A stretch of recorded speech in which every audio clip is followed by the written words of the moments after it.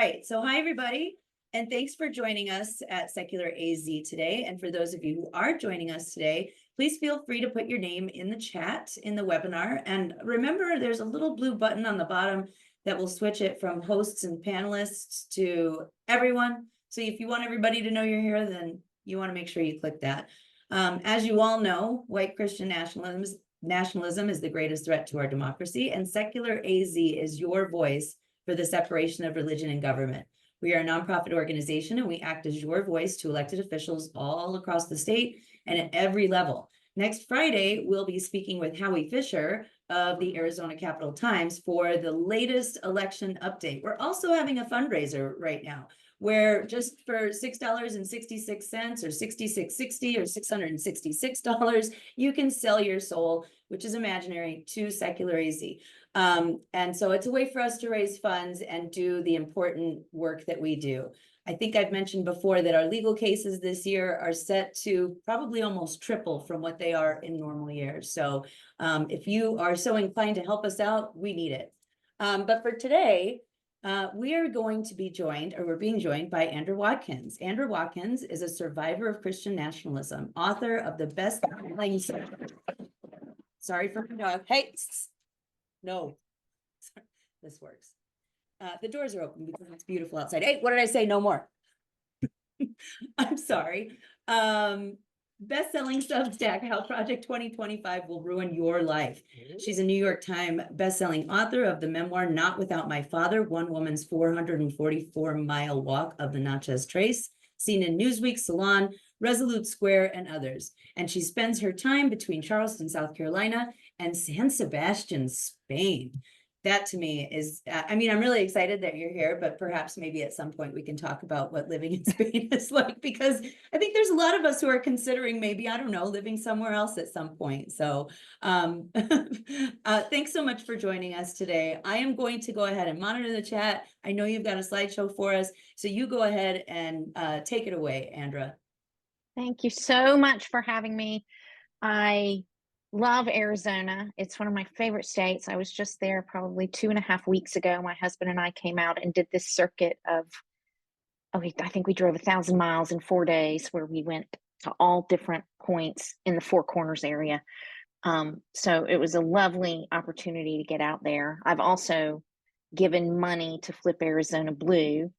So there are organizations online where they have these races put together that way, so you can support all the candidates at one time. So I've done that and gotten some lovely thank you notes from people who are running for office in Arizona. So it's just really a joy to be with you today. I'm here to talk about how Project 2025 will ruin your life.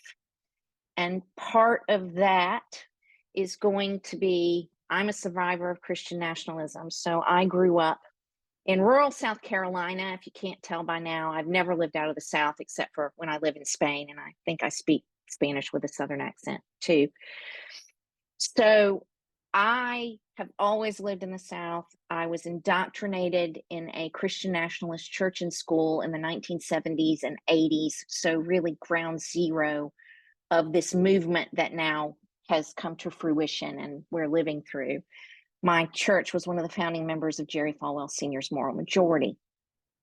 So I spent very formative decades of my life, 2 decades of my life, being indoctrinated in Christian nationalism.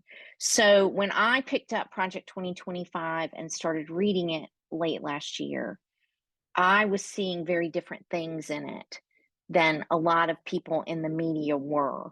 People were talking about it as this very wonkish document. It was, the way they were writing about it, it was really hard to be accessible to an average American in terms of what these policies might do to people. So I decided to highlight the Christian nationalism embedded within the document.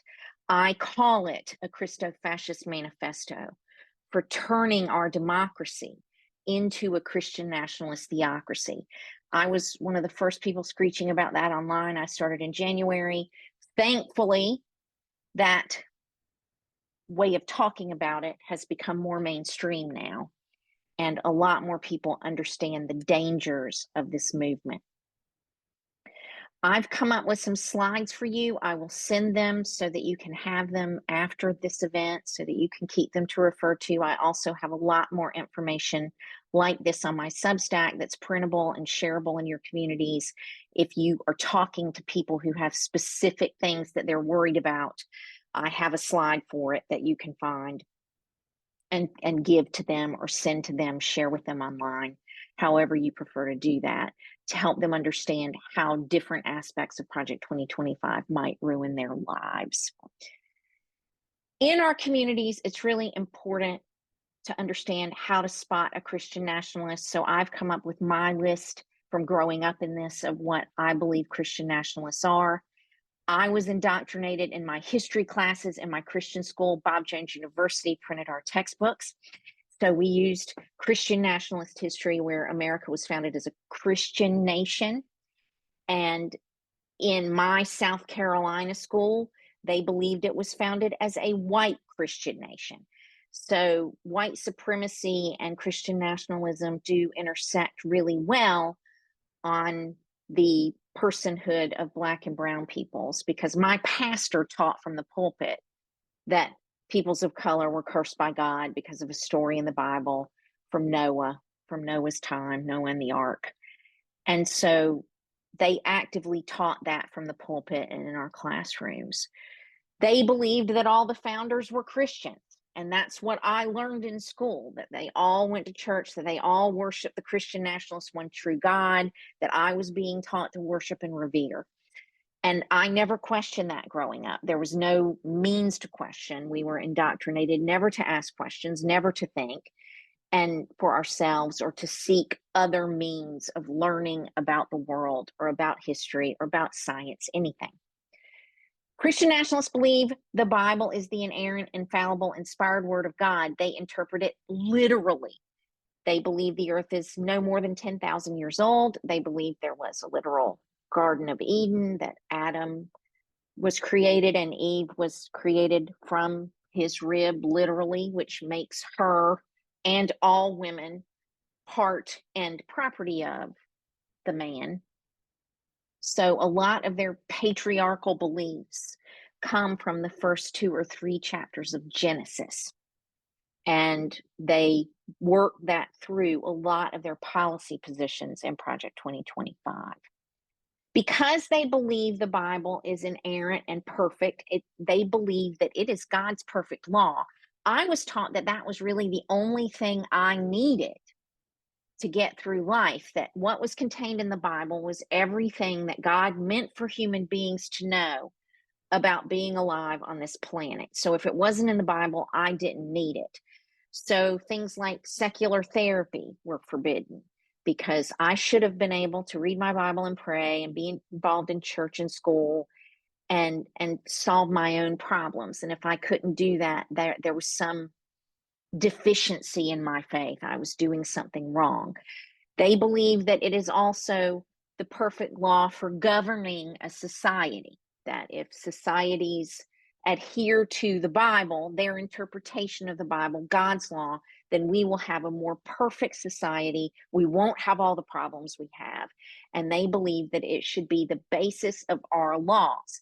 And we see them doing that in states today.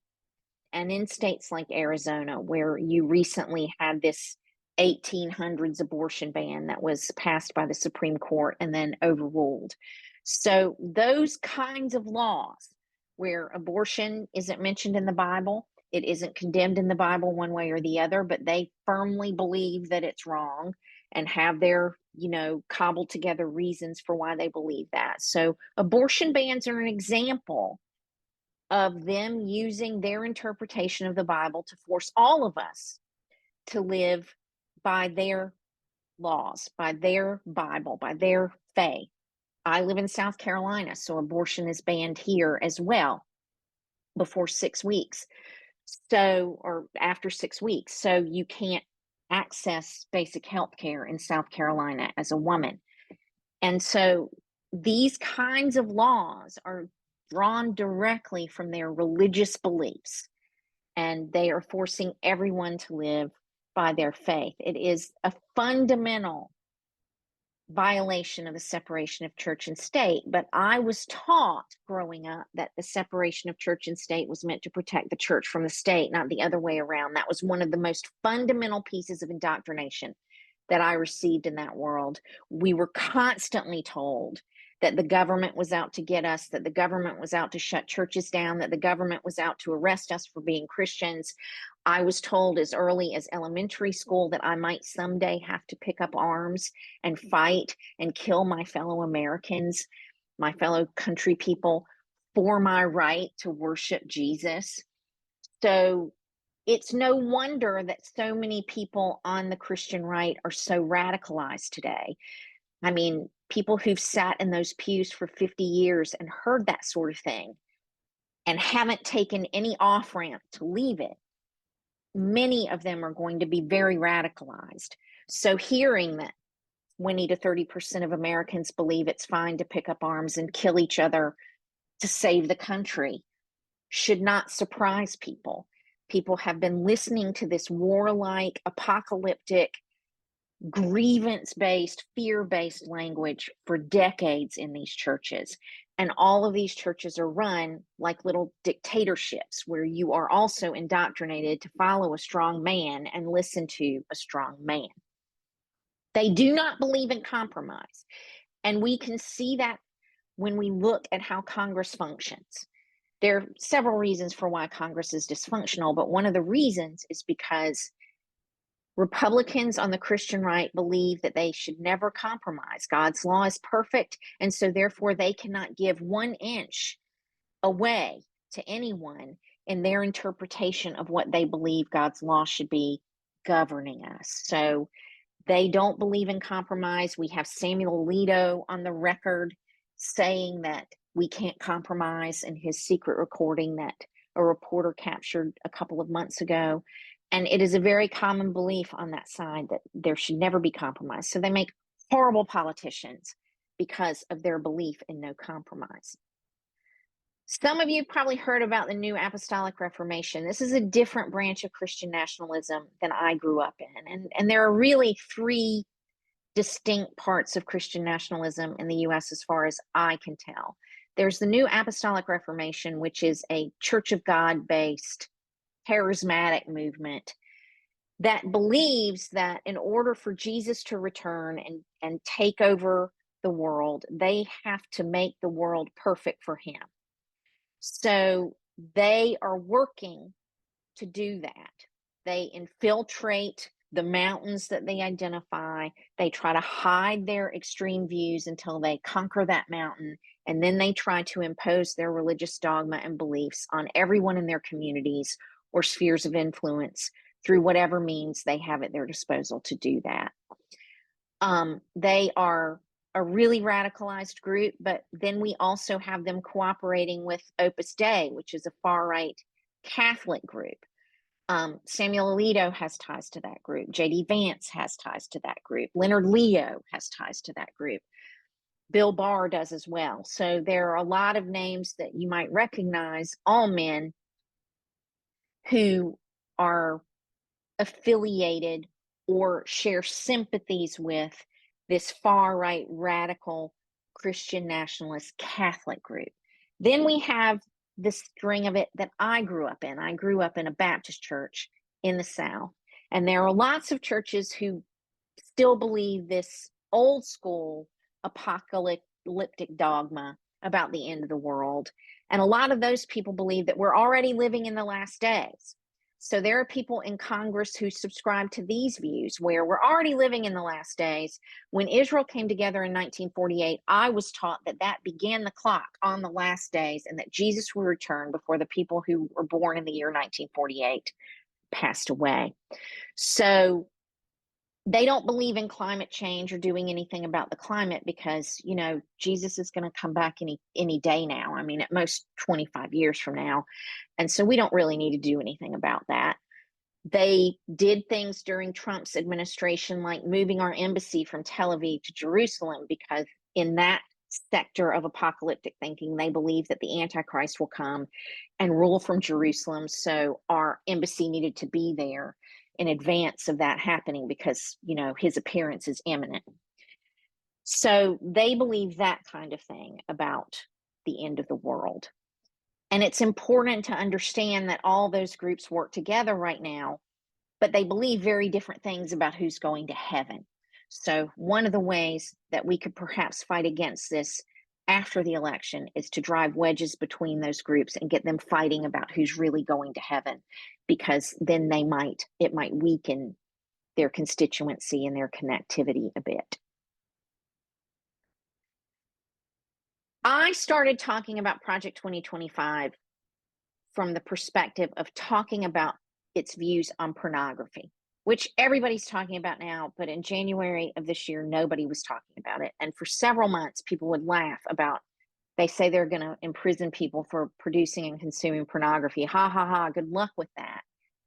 But I've done a very compelling series of newsletters on all the ways they're already trying to implement Christian nationalism into all aspects of our entertainment. One thing that people need to understand about Christian nationalists is everything is pornography to them. And so here's a list of some of the things for you that they would consider to be pornographic in a Christian nationalist theocratic government. So it's not just your Pornhub that they're coming after. They're coming after all of these things that I've listed that are so many things that we do in private, but they don't believe that we have the right to do the things that we do in private. They worship Old Testament, angry, vengeful God. And that God believes that if two people are committing adultery or fornication in a city, and, you know, nobody confronts that and does anything about it, then the whole city could be wiped out. So people like Roger Severino, who wrote the entire section on the Health and Human Services Department of Project 2025, subscribe to that kind of dogma. Clarence Thomas subscribes to the notion that God is judging America because we have all this sexual immorality, and it's any premarital sex, it's any polyamory, it's any homosexuality, it's any physical intimacy that offends them. It's anything that's not traditional male, female, heterosexual relations inside of marriage for the purpose of procreation. So the totality of what they could consider to be pornographic is much more extensive than what most people, even now, are considering it to be. So I always put a slide in here and talk about this a little bit to make people aware that when they say pornography should be outlawed, it's a lot more things that you care about than just pornography. My smut romance novels that I love to read would be outlawed. Many films would be incapable of being made or viewed if they contained things that violated this list. So a lot of our music choices would be offensive to them. Gaming sites, many of them would be offensive to them. It would really decimate the creative arts in this country. And we've seen already them trying to do that. In Florida, Ron DeSantis vetoed arts funding, and it was following this roadmap because red states are already doing these things. So it's part of that effort to make it harder for people to create things that they deem to be offensive or ungodly or pornography. And I've given you another list of things that they would deem to be pornographic. And this is pulled from an existing bill that's on the books in Oklahoma that's set to go into effect the day before the election that would outlaw pornography. So this isn't a made-up list. This is a list that, you know, they've put in a bill that they're going to make into a law to try to outlaw pornography in Oklahoma. Project 2025 has a very narrow view of what a family is. And this is what is embedded in their 4 promises. The 4 promises are all drawn from Christian nationalism. They start on page 3 of their manifesto. And so I want to run through those with you to tell you what is Christian nationalist about each one of those. And then we will hopefully have plenty of time for your questions. I see a lot of chatter in the chat, and I want to make sure that everybody who's here gets their questions answered. Promise 1 is to restore the family as a centerpiece of American life and protect our children, which, sounds great. A lot of the way they talk about things and express themselves is designed, their language is designed to not sound so scary until you know what they really mean by that. So for Roger Severino, who wrote some of this in Project 2025 as well, the family is a heterosexual family unit, traditional, one man married to one unrelated woman with as many children as God gives them. They don't believe in contraception. They don't believe in, having sex except for procreation. If God gives a couple a baby, then God meant for that couple to have the baby. God doesn't make mistakes. So there's no reason for anyone to ever seek an abortion for any reason, including rape and incest. This is why you hear people like a Missouri representative who voted against rape and incest exceptions in their abortion ban, saying forced birth can be the greatest healing agent. And what they're really saying when they say something like that, which makes people's heads explode, but what they're really saying is God doesn't make mistakes. God gave this person, this woman, this pregnancy for whatever reason. Maybe he's punishing her for her sinful choices, and these are the consequences that she has to bear. Maybe God is trying to get her attention for some unconfessed sin in her life that she needs to address. Maybe he's trying to draw her closer to him through this experience of this unwanted pregnancy. And if she would just pay attention to God's voice and God's call and listen to him and learn what he's trying to teach her from giving this pregnancy, it could be the greatest healing agent between her and God. They leave that part of it out when they say things like that. So one of the things that I do on my Substack is consistently pull these kinds of comments out of the media and tell you what they really mean when they say things. When J.D. Vance said we just need to learn to live with school shootings, what he was really saying was God's judging America for our sin and our immorality, and these shootings are part of that. He's trying to get our attention. If America would just turn back to God, then we wouldn't have all these shootings, because if we were living by the Bible and our interpretation of the Bible, then we would be a better society. We wouldn't have all this sin, and God wouldn't feel the need to judge us anymore. So that's a couple of examples of the kinds of ways I translate these things that they say for people who may not be as familiar with their evangelicalese language. Promise 2 is dismantle the administrative state and return self-governance to the American people. The piece of evangelicalese embedded within that is their fascism. The left is going to protest. People who are outside of our movement are going to protest about this, but we need to ignore them. And they actually say that in the text. They'll protest, but they need to be ignored. And we see them already doing that. In Ohio, for example, when they voted to overturn the state's abortion ban and put an amendment protecting health care access for women and people who can be pregnant into the state constitution, Republican lawmakers got together to try to figure out how to override the will of the people, because it doesn't matter to them how many people favor abortion. They believe the Bible says abortion is murder. So they don't care that the majority of Americans believe it's acceptable. It is always their job to make us all live under their interpretation of the Bible.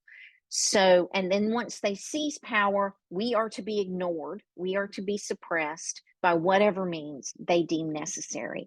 So that was the big piece of fascist Christian nationalist dogma buried in that promise. Promise 3 is defend our nation's sovereignty, borders, and bounty against global threats. So this is where they talk about deporting people and having camps and They really believe that they are the only people, white Christians are the only people who should have any access to government.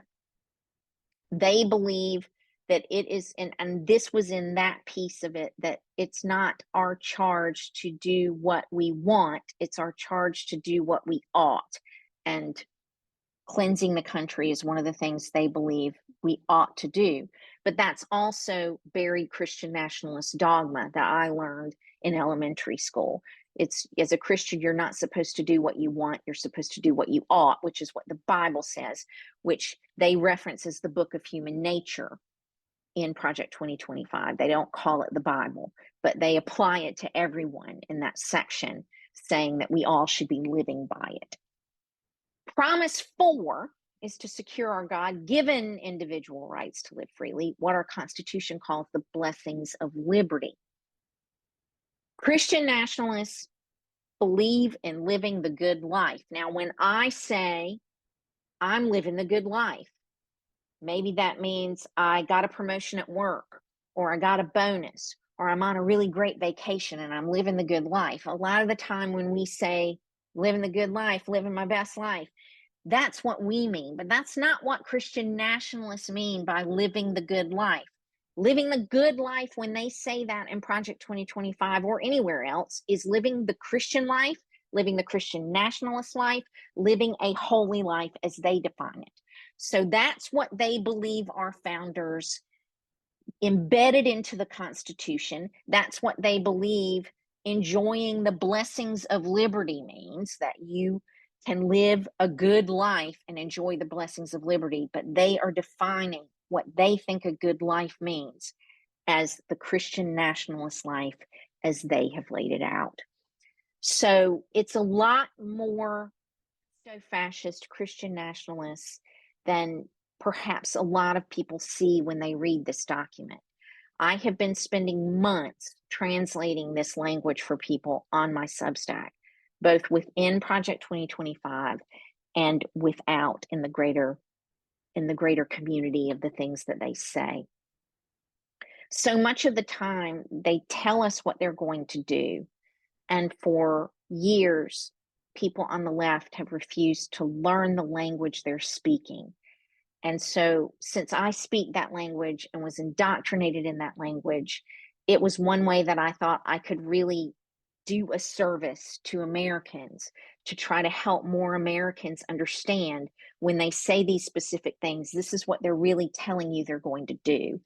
And it's not hyperbolic, it's not hysterical, it's not overreacting, to take them at their word when they say something like forced birth can be the greatest healing agent, and what they really mean is God is judging this woman or trying to draw her closer to him. It's not wrong to react to those things and push back against those things and call those things what they are, which is radicalized religious extremism. We have so much of it in our country. I know there's a lot of it in Arizona, that it's infiltrated there. And so I know that we have a lot of work to do even after the election to keep fighting this. The election is just one battle in a much greater conflict. They're not going to give up just because they lose on November 5th. They are going to keep trying to force our country to be a Christian nationalist nation. They are going to keep implementing Project 2025 in red states they control. The Supreme Court, if they're not reined in, are going to keep making rulings that are in line with Project 2025's Christian nationalism. So we cannot think, if we win in a blowout on November 5th and claim control of Congress and the White House, that we're done. We're just getting started. And I tell every group that I speak to that, because this is a long fight. They've fought for close to 50 years to get to this point, and they're not going to go away if they lose one election. I am ready to take questions. If you want to ask questions, I don't know that we have tons of questions, but I have jotted down a few, but Mark okay. he's got one in the chat.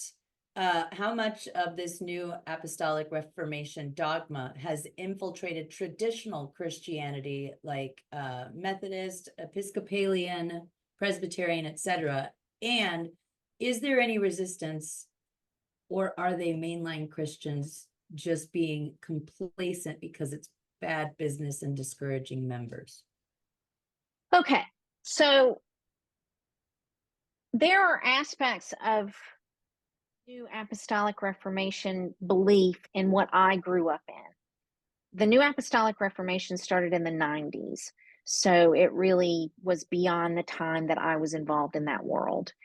But I was taught these tenets that our beliefs should be part of government, that church should be overlaid with state. So, in that sense, they are aligned. In the sense that a lot of these churches, whether they're NAR or not, have been hearing for decades this warlike, we're in this spiritual battle, we're fighting spiritual war. They've been hearing that kind of thing and getting this warlike, violent imagery from their pulpits for decades, regardless of what kind of church it is. So it really is important to understand that there are differences in this group in terms of Christian nationalists and what they believe, that they don't all believe the same things, but they have been indoctrinated in Opus Dei. They're also, inheritors of the Spanish Inquisition. So obviously, forcing their belief system on everyone is also part of their worldview. And, they rose from a Spanish priest who came up during Franco's dictatorship. So all of them are very happy to punt democracy and throw it out the window in order to force us to live by their interpretation of the Bible, which in some cases is very different. Once, and that's one thing that I tell groups: if we can't defeat this, if we fail to, they'll have a holy war about whose religion is going to be the national religion, because they believe very different things. So getting them to start fighting about that beforehand would be really great. It would be one way to fracture them and get them fighting amongst themselves, which would make them implode. And I'd love to see that. We're already seeing some of that with the white supremacists and the Christian nationalists, because the white supremacists hate the Jews and the Christian nationalists want to protect Israel. So, it would be really great to focus on more of that kind of thing with them. I hope I answered your question, Mark. And anecdotally, not even anecdotally, we can see, we just did a survey and we have more folks coming to us who kind of feel lost because their churches have become religious, and some of them maybe have found a more progressive church that they feel is more New Testament, or they may just abandon it altogether. They might even, start their own deconstruction. But we are seeing folks reaching out to us and saying, like, this is not okay, and they don't represent me. Well, one of my subscribers told me this week, she's been Episcopalian for years, and she said, I just joined a secular group in Houston because I just can't find a church where there isn't some of this happening. So it really is a problem. And they have every right to believe whatever they want and worship however they want. I always say that, if you want to go to a church like that and believe those things and live your life according to that, you have the right to do that. I'm not attacking anyone's right to believe whatever they want, but nobody has a right to force me to do that. And nobody has a right to force any of you to do that. And that's what they intend to do. That's their mission and their goal.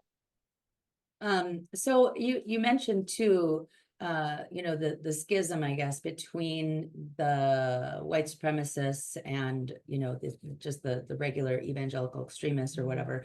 And Farrell has a question. Please talk about the role of Israel in apocalyptic theology. Okay, so I was brought up that Israel would play a big role in the last days of the earth, or the end times, as we called it, in the book of the Revelation, which I could give a whole seminar on that book and all the stuff they believe from there, but I won't bore you with that. they teach from the pulpit. My pastor did, and many of the pastors of these churches taught that the regathering of Israel in 1948 and having it be formed as a nation was what Jesus Christ was referring to when he talked about the parable of the fig tree. And there's a parable where he talked about the fig tree is damaged and it's not giving any fruit. And then when it branches out and has leaves, you'll know that the end is nigh, or the Son of Man is nigh. And so my church and many other churches in this movement interpret that as the regathering of Israel. So according to Jesus' parable, that generation would not pass until all of the end times prophecies came to pass, which are things that you've heard reference to probably.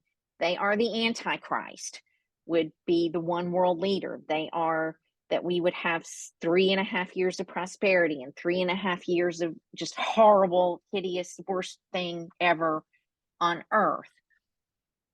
That, you know, my parents even said to me probably a year ago, my mother called me because they're still very much into this stuff, and said, I'm really sad, you know, I'm 85 years old and I'm getting ready to die and go to heaven, Andra, and you're just going to have to live in this horrible world. I mean, it's just going to have to keep getting worse for people to recognize the Antichrist and believe that, you know, we're living in this end times, and I just feel so sorry for you, and I'm just going to pray for you. My mother's also a narcissist, so she doesn't have a whole lot of empathy, but that's typical. This kind of indoctrination creates narcissists. So it's very typical, particularly with women. One of the ways that they use women in that world is to indoctrinate the next generation of women to accept this patriarchal life. And a lot of your success as a mother is determined by whether you succeed at doing that. So, of course, I've humiliated my mother in public by rejecting all of this. So anyway, that's one way that they believe in this. So Israel plays a significant role in the last days. The Antichrist sets up his one world government in Jerusalem, according to this prophecy. And the final battle happens in a valley outside of Jerusalem called Megiddo. So it's the Valley of Armageddon, and you can look it up online and see the actual pictures of the valley, where the whole world will fight this seminal last stand. The Antichrist will lose because Jesus will come back with his angels and defeat him and cast the Antichrist into hell. And that will start this 1,000-year reign of Jesus on earth. And that's essentially what they believe. And it all is centered around Israel. Israel has to exist as a nation for them, for this prophecy to come true. Any threats to Israel, they want to respond to immediately and protect Israel, because its existence is absolutely key to all of the things they believe about the end of the world. So when you have people like Mike Pompeo, who is one of these people, you know, as our Secretary of State, advocating for moving our embassy to Jerusalem, you know, they're making foreign policy decisions based on prophecy. And it should horrify all of us. I do have a list of questions, 2 different lists of questions on my Substack about how to evaluate political candidates who may be Christian nationalists, things to apply to their online presences, questions, the things, warning signs to look for, specific questions to ask them if you go to a forum that are written in their language, because it's really important to ask the question in their language so that they think you're one of them, and you don't put them on the defensive. So I have a lot of questions that are listed that way, so that if they feel comfortable, they'll be a lot more willing to tell you how extreme they are. And it's better to trick them into doing that. So go look for those things on my Substack. They're really valuable. And there are a lot of politicians out in communities right now trying to get elected if they're not already in office. If they're in office, I think they're avoiding people, but on the right anyway. But if they're not, it's a good way, good set of tools for you to use. Okay, I'm doing my best here to keep up with this chat. Let's see. Okay. Oh, gosh darn it. It's the scrolling thing is like messy. Okay. What type of activities are they responsible for that influence nations outside of the USA? Is this an international movement? Absolutely, it's an international movement. I spend part of my time in Spain, and it's happening there.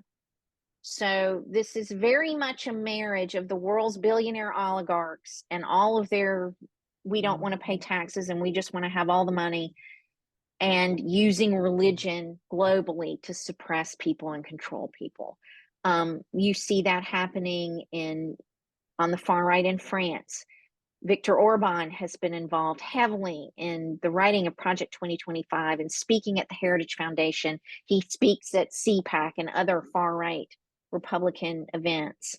And so he is further down the road of implementing this sort of thing. Vladimir Putin also uses the Russian Orthodox Church to do a lot of his fascist enforcement and suppression of people's rights and freedoms. So this is absolutely a global movement. I was last in Spain in July. I was there for 6 months, and while I was there, so I'm studying Spanish as part of living there in a school, and my teacher found out that I was involved in this and talking about Project 2025, and she has a 16-year-old daughter who came home from school one day and says, "Mama, Vox no está mal," and Vox isn't bad. And she was like, "What?" Oh, so they really are targeting younger people in Germany, in Spain. They had this huge gathering of far-right world leaders in Madrid while I was there that was just, I mean, go and look at some of the insanity. It was insane, some of the things that they were doing. But they are very much trying to turn this into a global movement. And the U.S. is a big problem with that. People who have settled abortion, like Spain has.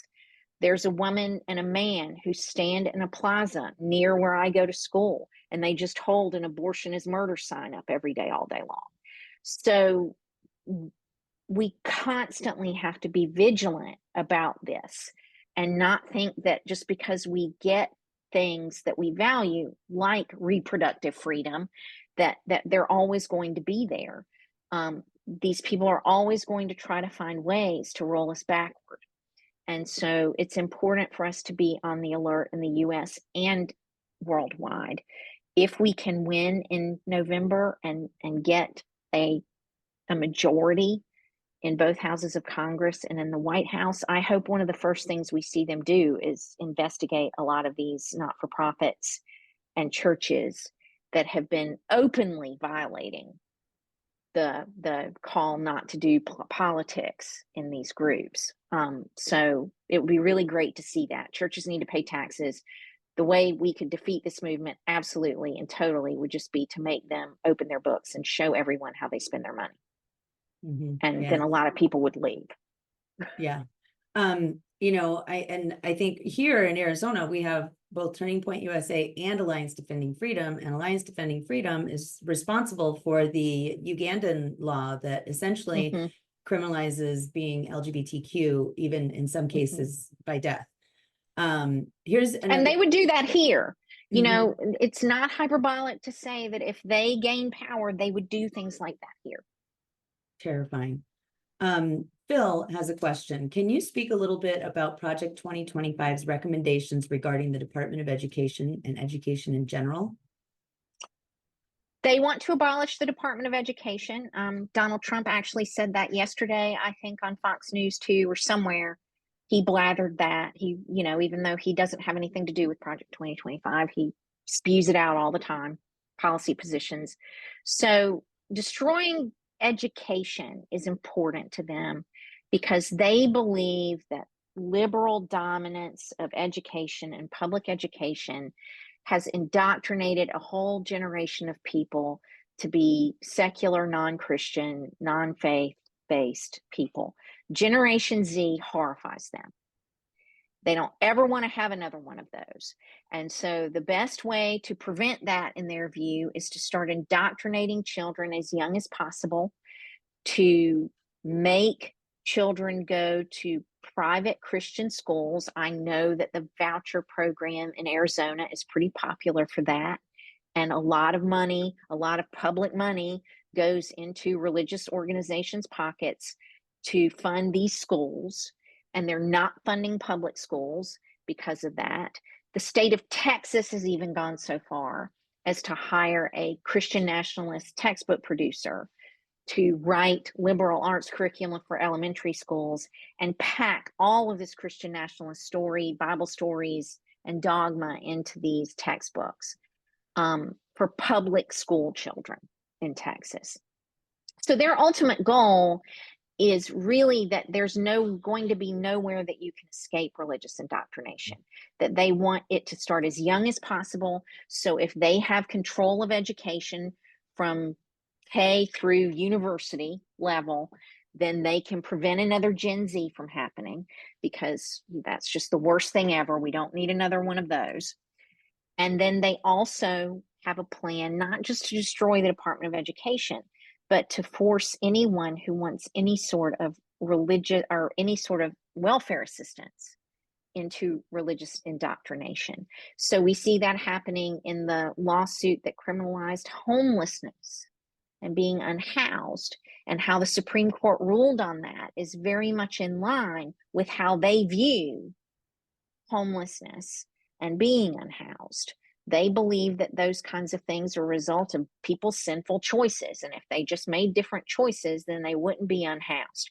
So, they believe it's really important to filter people into these religious indoctrination programs to have a roof over their heads and to have food or to have support because they're carrying a child they were forced to carry and they don't have the resources to carry, or they're addicts.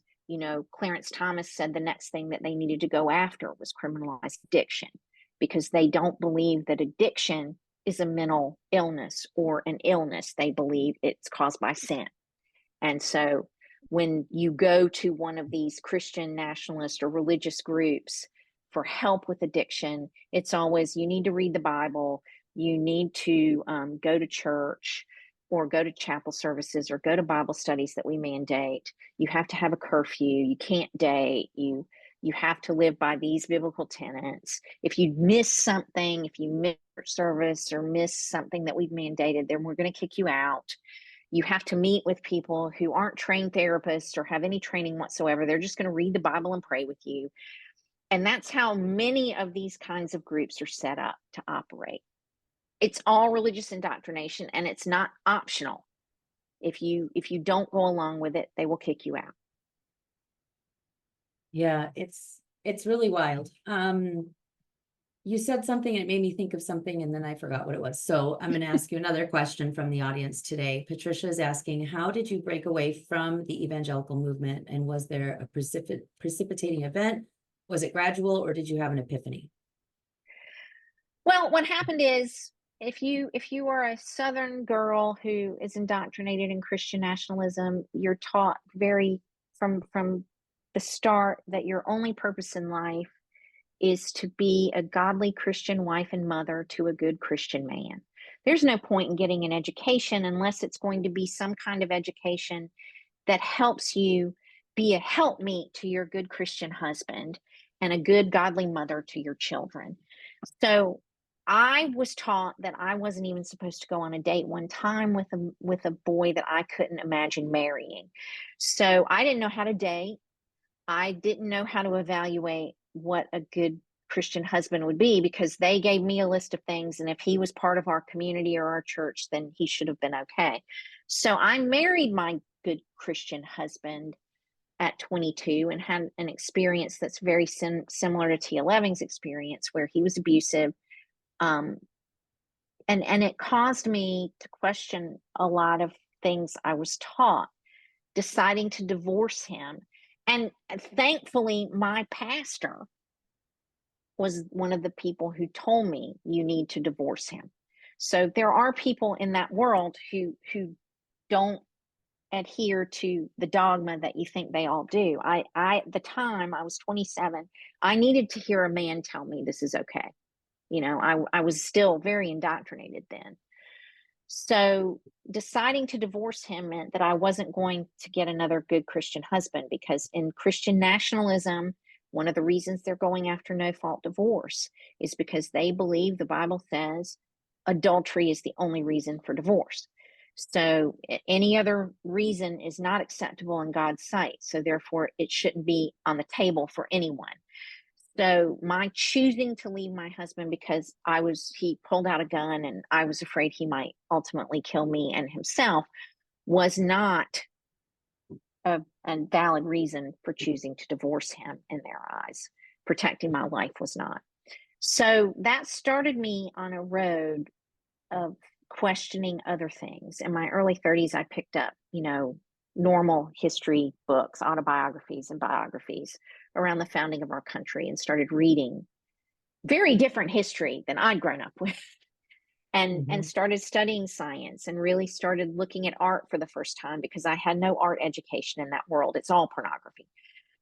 So it was a slow process of teaching myself real history and real science and real art that will be a lifelong thing. Undoing this kind of indoctrination is work that never stops. And it still shocks me how I can flip a switch in my brain and just spew it.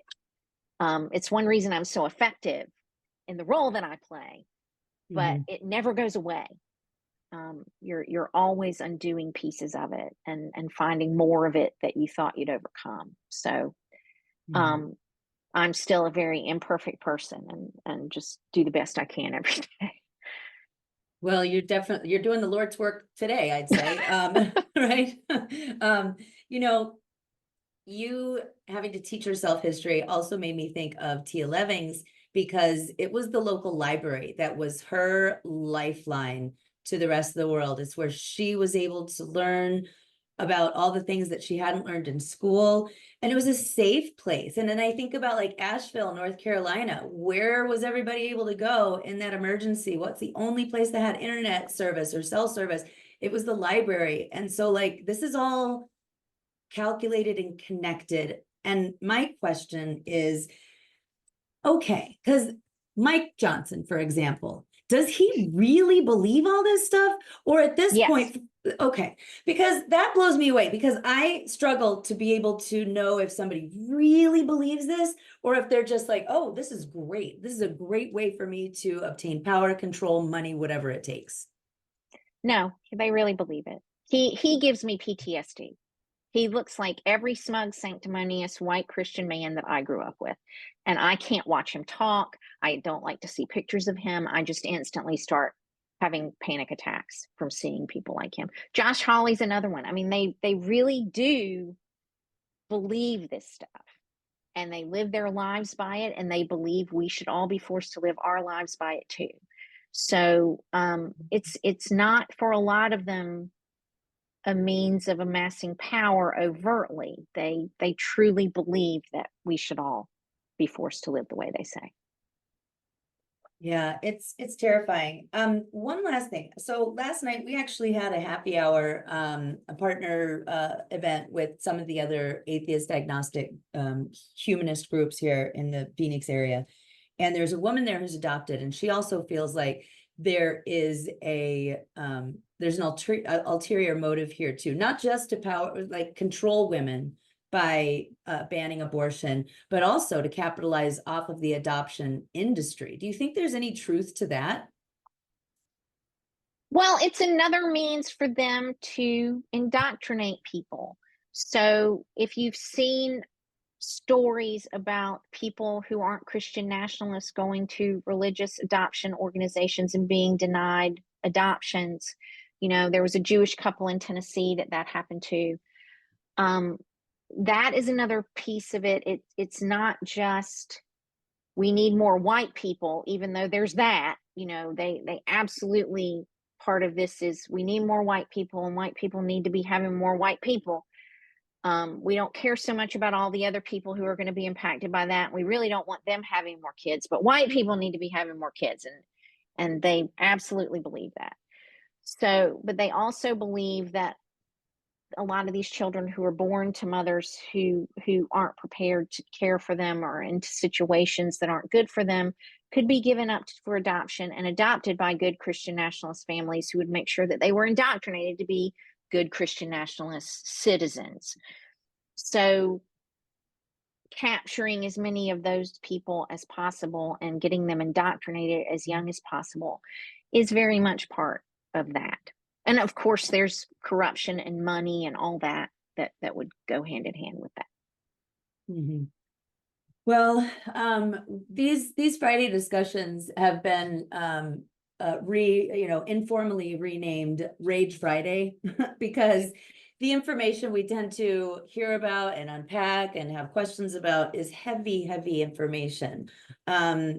So I'd like to try to, I always try to end with a little bit of hope at the end of our talk. So in this era of where we've got Christian nationalism knocking on all the doors and windows, what gives you hope? I believe we're going to win. And I believe it's going to be a much bigger win in November than we're hearing it's going to be. I really believe that. And I don't pay attention to polls. I try to stay upbeat. I try to encourage my subscribers and readers. I feel bad because every time I publish a newsletter, it's, oh no, how's Andra horrifying me today? But we have a lot of reason to feel hopeful. The early voting numbers that we're seeing coming out of states are huge for us and something that we should be very hopeful about. I really believe that we can defeat this if we stay focused on it, and if we don't go, okay, now the election is over and we can think about this again in a year and a half or so when we have the midterms. Taking care of our democracy and strengthening our democracy is like a relationship with anyone you care about. You can't treat your marriage like that. You can't treat friendships like that you really care about. Something that we have to nurture and care about every day in some way. It doesn't have to be a big thing every day, but there's something every day that I need to do going forward to make sure that we live in a democracy and not a theocracy. And that's going to be something that we're all going to have to do for the rest of our lives if that's what we want to live in. Yeah. And, it's going to take a generation or two to undo this. And it will, like you said, take all of us working, not just during election cycles or election years. It's every year. And it's showing up too. I hope that we don't see, with all of the madness happening at our school boards, there's been greater participation, started off with the other side. And now now the rational folks are showing up. And so we need to keep doing that, and we need to keep holding these folks accountable. So thank you for that message. And thank you. There's just nothing but praise in the chat. And so if you all like this presentation, you will love her Substack. Everybody should run out and subscribe today. It's really well written. It's very thorough. It might be a little scary, but it's important, the work that you're doing. And it's free. It's free for everybody to read until the election. I wanted to make it available as widely as possible. So there's no paywalls. Go and read as much as you want, and start with the new Start Here that's flagged on the front page, the home page. You'll find a lot of useful information there. So you don't have to save all the rage for just Fridays. You can rage all week long if you'd like to. I'm very involved on my Substack too. If you're a paid subscriber, you can talk to me as much as you want, and I'm very chatty there and answer a lot of questions. I've done a lot of things where people have trained in their own communities from my information. So it's not just me doing it. People are using my information to do it. It's having a big impact. I'm really proud of it. So I hope you'll go there and check it out. Well, I hope everybody does. I hope everybody has something that they're going to be working on, whether it's candidate or a ballot initiative or something. It's get out the vote time. I just got word that my ballot has been received and the signature verified. So let's get this done. Also, the quicker you turn back your ballot, the sooner your mailbox will be free from all those stupid political mailers. So that's my PSA for everybody today. And again, thank you so much, Andra Watkins. This was really a great discussion. Thank you so much for your time. Well, thanks so much for having me. It was lovely to be with you. Thank you all. I hope everybody has a great weekend. Take care. Bye, everyone. Bye. you.